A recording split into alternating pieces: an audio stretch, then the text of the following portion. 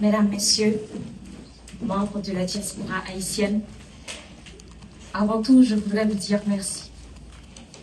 Merci pour tout ce que vous faites déjà, pour les appels passés tard le soir, pour les colis envoyés, parfois au prix de vos propres sacrifices, pour l'argent transféré discrètement sans bruit, mais avec amour. Merci d'être ce lien invisible qui empêche Haïti de sombrer complètement dans l'oubli. Parce que si Haïti tient encore debout aujourd'hui, c'est aussi grâce à vous. Je suis née en Haïti et comme beaucoup d'enfants haïtiens, je n'ai pas grandi dans la facilité. J'ai grandi dans un pays où l'on comprend très tôt que certaines choses ne nous seront pas données. Un pays où l'on apprend à se battre avant même de savoir exactement contre quoi. Mais j'ai aussi grandi dans ce pays où malgré tout, on espère. Je me souviens de ces moments où tout semblait fragile, incertain, presque prêt à s'effondrer. Et pourtant, il y avait toujours quelqu'un pour dire « ça va aller ». Pas parce qu'on en était sûr, mais parce qu'on en avait besoin. Alors, on y croyait. On y croyait comme on s'accroche à quelque chose qu'on refuse de perdre. Aujourd'hui, si je me tiens devant vous, ce n'est pas parce que mon parcours a été facile. C'est parce qu'à un moment donné, j'ai décidé de ne pas abandonner ce que j'étais. Je suis aujourd'hui invitée à représenter Haïti à la finale internationale d'Eloquentia. Mais la vérité, c'est que je ne suis pas venue seule. Je suis venue avec toutes ces voix qu'on n'entend jamais. Ces jeunes qui travaillent dans l'ombre, qui étudient sans certitude, qui rêvent sans garantie. Je suis venue avec la jeunesse haïtienne qui refuse de disparaître, même quand tout semble la pousser à renoncer. Et c'est pour elle que je vous parle aujourd'hui. Pas pour vous demander de tout changer, pas pour vous faire culpabiliser, mais pour vous dire qu'on a encore besoin de vous.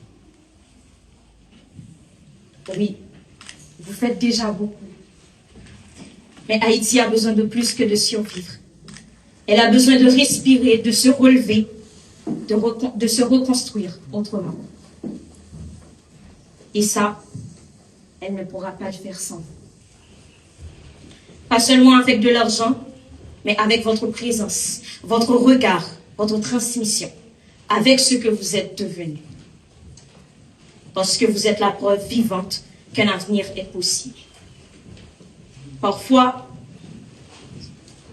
j'ai l'impression que le monde a déjà dessiné un organigramme, avec ceux qui décident en haut et ceux qui subissent en bas.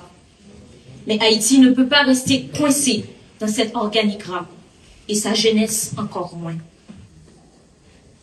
Il y a des enfants en Haïti aujourd'hui qui regardent le monde de loin comme s'il ne leur appartenait pas. Des enfants qui doutent déjà avant même d'avoir essayé. Et pourtant, l'avenir, c'est eux. Mais un avenir ne se construit pas seul. Il se construit avec des mains qui se tendent, des voix qui encouragent, des chemins qu'on éclaire. On dit souvent qu'on quitte Haïti pour avancer, mais parfois avancer, c'est aussi se retourner. Pas pour rester bloqué dans le passé, mais pour ne pas laisser derrière ceux qui n'ont pas eu la chance de partir. Moi, je suis là aujourd'hui parce que quelqu'un, quelque part, avait cru que c'était possible.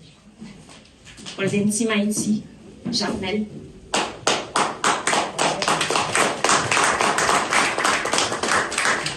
Eloquentia, France.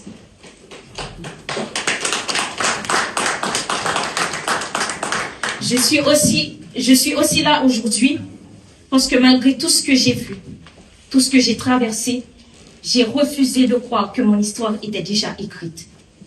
Et aujourd'hui, je vous regarde et je me dis, si chacun de vous décide, à son échelle, d'être plus présent aux côtés de ces jeunes qui refusent d'abandonner en Haïti, alors peut-être que demain, il y aura moins d'enfants qui doutent, et plus d'enfants qui osent. Haïti n'a pas seulement besoin d'aide, Haïti a besoin qu'on continue de croire en elle.